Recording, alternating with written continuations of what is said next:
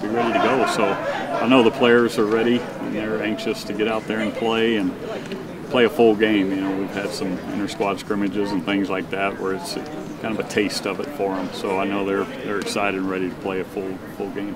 Does the feeling change for you getting this close to the season actually kicking off? No, not at all. You still get the butterflies and start waking up a little earlier every morning before the alarm goes off. So it's all the same, and that's why you do it. You enjoy that nervous edge a little bit to keep staying sharp. Do you prefer to open with a P5 school or an FCS school, or do you have a preference?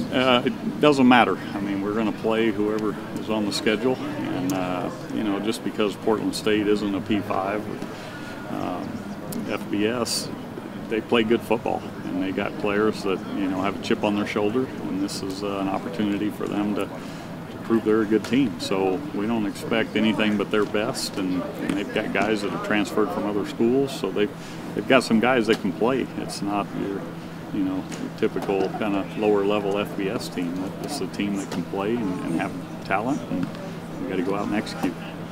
As a team that's lower conference team, or whatnot, they have nothing to lose. They want to come out and they want to throw everything at you. They want to say, hey, we can play with the big boys.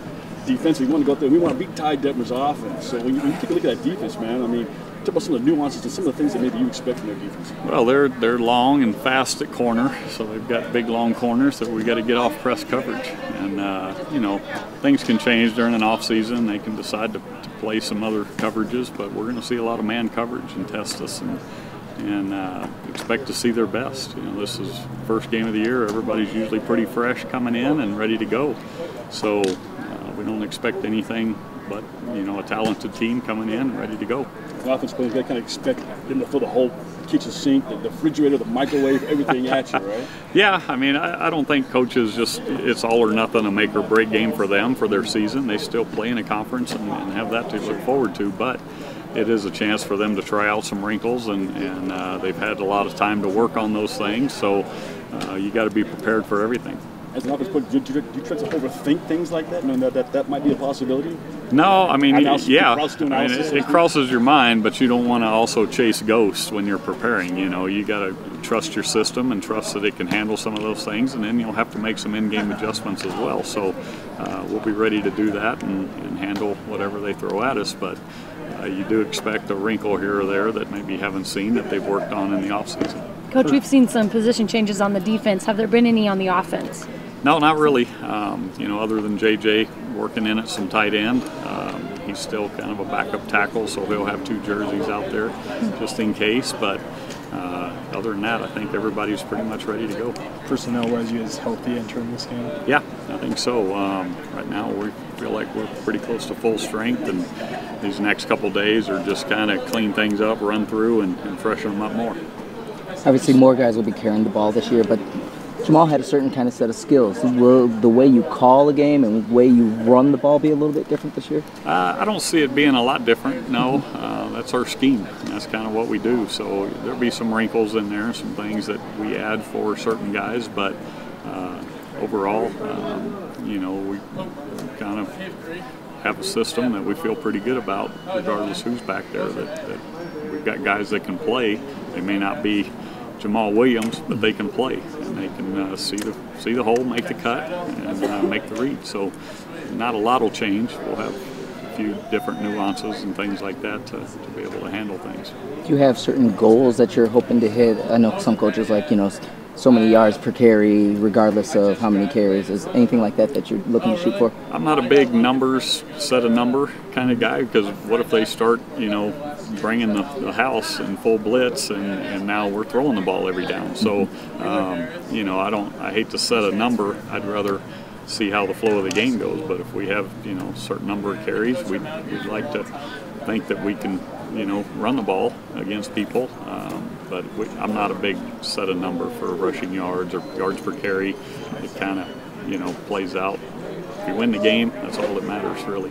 Could you guys limit the playbook in a game like this and try to hold things back for a team like LSU? No, I think you get yourself in trouble going into a game thinking that. We want to be able to work on our offense in a game too. You know, it's important to get game speed, and so we don't sit there and say, well, we don't want to show that, we don't want to show that. Pretty soon you go out there and a team like this, if you're very vanilla, they can jump up and bite you. So we're going to go out and play the game and run our stuff.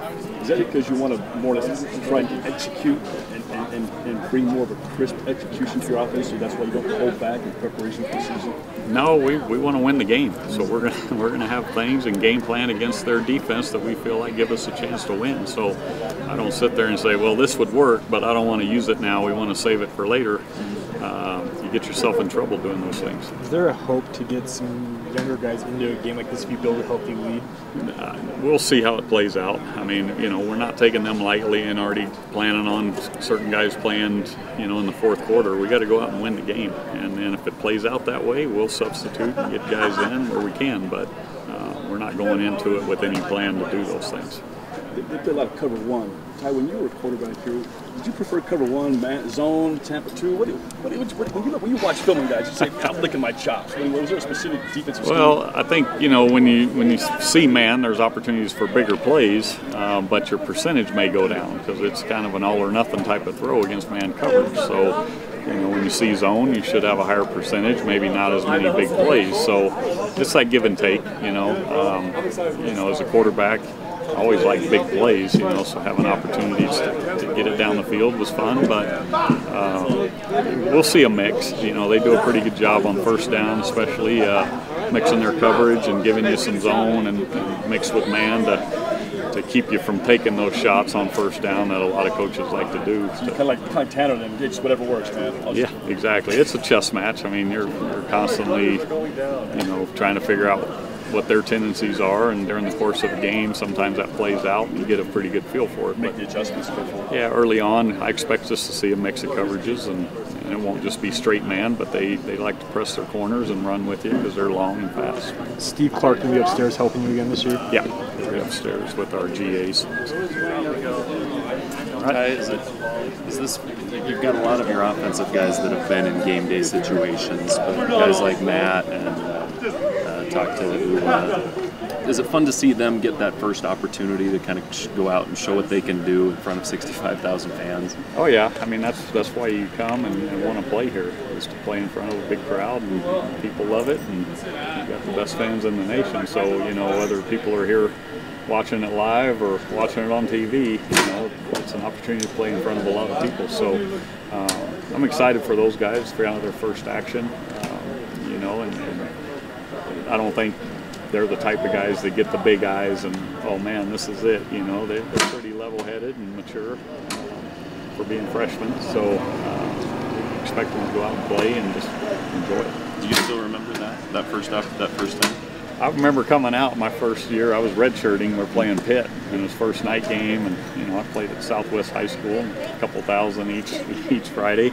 Played in a couple playoff games, a bigger crowd, but man, coming out of the tunnel to that excitement environment was pretty neat. So you never forget that part.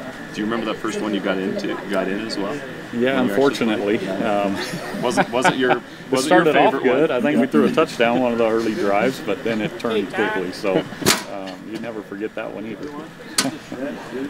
Hey Ty, what do you think about what you've seen out of Taysom out of his first couple games there in Green Bay? Oh man, it looks like he's having a great time. I know it's his birthday today, and I sent him a text wishing him happy birthday and just keep up the good work and keep enjoying it. You know, he's got that big smile on his face, and you know, I think he's really having a great time at the next level, learning more and having an opportunity to be with that organization is pretty special. So it's a great spot, and he's making the most of it.